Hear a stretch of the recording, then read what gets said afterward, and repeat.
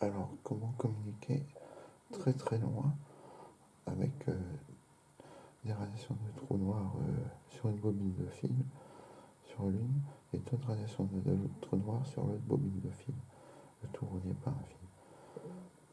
Donc, il y a des radiations qui partent du bas vers le milieu et du haut vers le milieu pour former un vortex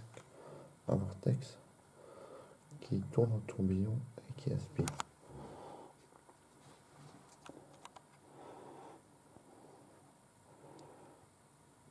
Donc l'idée, ça serait d'utiliser la radiation du haut et du bas du trou noir avec les particules de téléportation blanches pour charger les particules et les aspirer, un peu comme là me fait mon doigt, mais avec des particules blanches de désintégration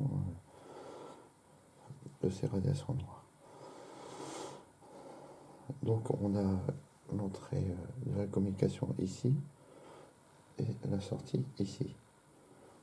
Il faut mettre sur deux communicateurs ou deux radios CB, l'une inverse de l'autre, l'une très très loin de l'autre. Donc on commence par mettre un laser sur le bord de la bobine de fil ayant les radiations du trou noir. Et on a deux tournevis qui sont chargés de radiations du trou noir. Alors, voici la radio CB avec l'émetteur. Alors, comment charger les fils électriques après le plomb, parce que autrement ça marche pas, de la radio CB pour envoyer un contact très très loin vers un trou noir.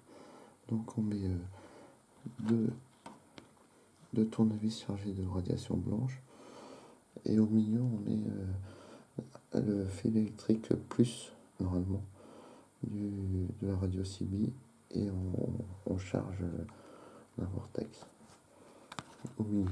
Donc il faut qu'il soit au milieu. Quand la radiation passe, parce qu'il faut attendre. Ah bah voilà, c'est fait. Ensuite, pour la sortie, on fait de même avec l'autre trou noir. On met deux tournevis et on met un fil électrique au milieu. Il faut attendre que ça passe.